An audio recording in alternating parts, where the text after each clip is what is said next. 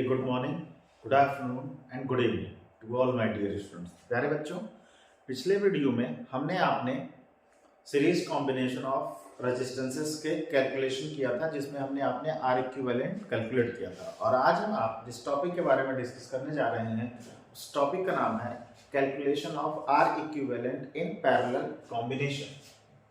आज हम आप क्या पढ़ेंगे? पैरेलल कॉम्बिनेशन में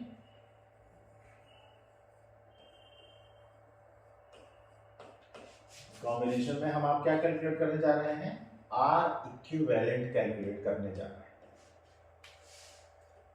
ठीक है, आपको याद होगा कि पिछले वीडियो में या जब रेजिस्टेंसेस की बात की थी तो हमने आपने क्या बताया था कि अपने पास क्या है, बॉक्स है जिसमें ढेर सारे रेजिस्टेंसेस रखे हुए हैं।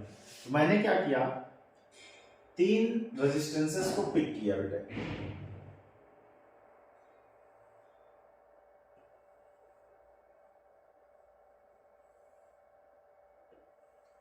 कितने रेजिस्टेंसेस को कलेक्ट किया? 3। और इन तीनों को पैरेलली क्या किया बेटे? कनेक्ट कर दिया। कैसे कनेक्ट कर दिया? पैरेलली कनेक्ट कर दिया।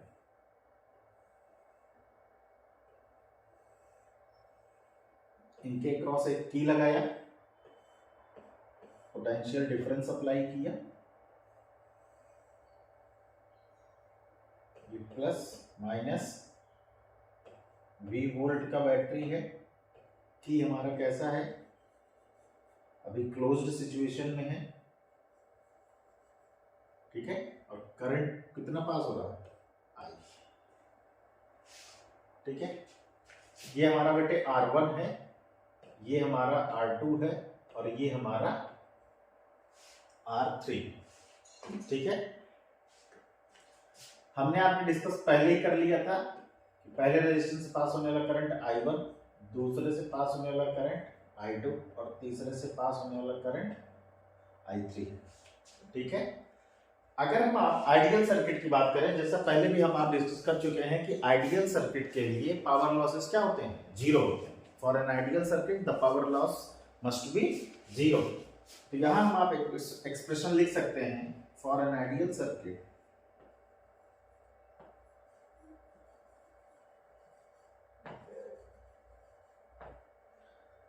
total current applied must be equals to the sum of individual current passing through the individual resistances. I must be equals to I1 plus I2 and I3। ये हमारी equation क्या हो गई? Equation first हो गई। Now from Ohm's law, अगर हम आप ओम्स लॉ की बात करें,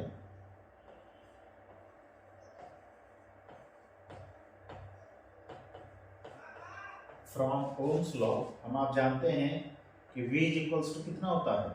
I इंटू R। या हम आप यहां से लिख सकते हैं बेटे I is equals to V upon R। I is equals to कितना? V upon R। ठीक इसी तरीके से इन द सेम वे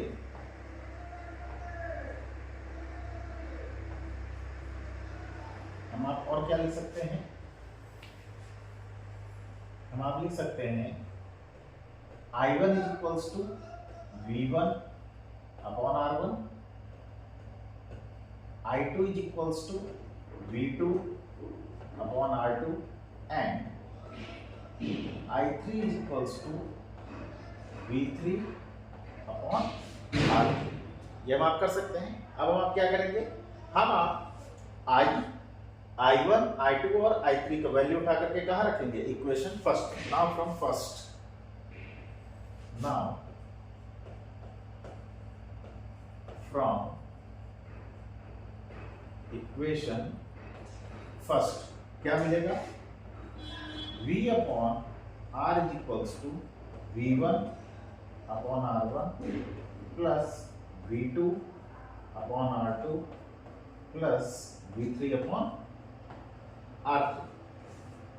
लेकिन हम आप ये बात पहले डिस्कस कर चुके हैं कि पैरेलल कॉम्बिनेशन में सभी रेजिस्टेंसेस के अक्रॉस वोल्टेज क्या होता है? सेम होता है। हम आप कह देंगे फॉर पैरेलल कॉम्बिनेशन क्या होता है? For parallel combination V1 is equals to V2 is equals to V3 is equals to V। तो हम क्या करेंगे, सारी वैल्यूज को उठा करके प्लेस करते हैं, ठीक है। तो क्या मिल जाएगा, यहां से देखिए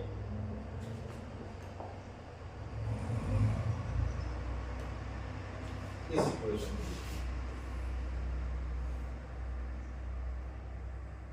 ठीक है। तो V अपॉन R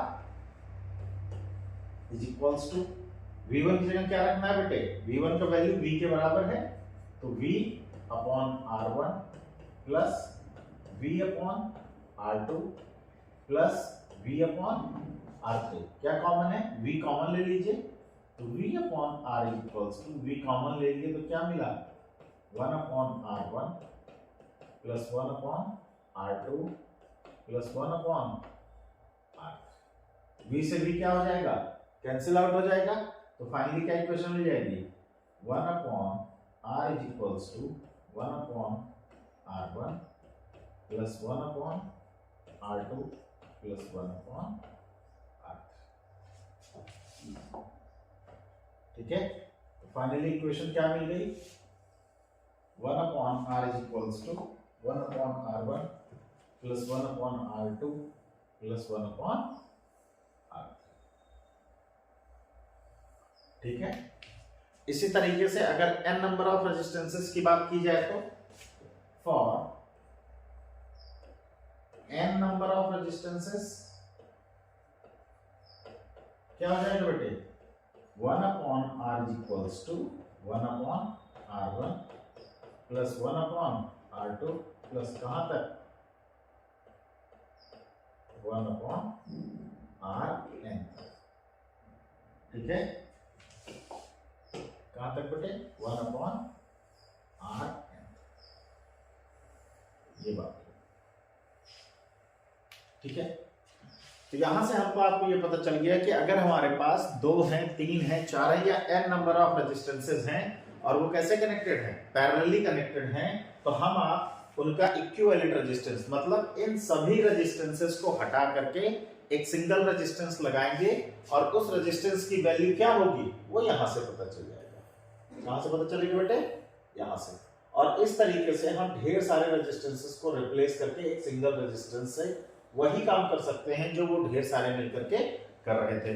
तो मैं उम्मीद कर रहा हूं कि आपको ये पूरा कैलकुलेशन समझ में आया होगा। जल्दी से इसको नोट डाउन कर लीजिए या इसका एक स्क्रीनशॉट ले लीजिए।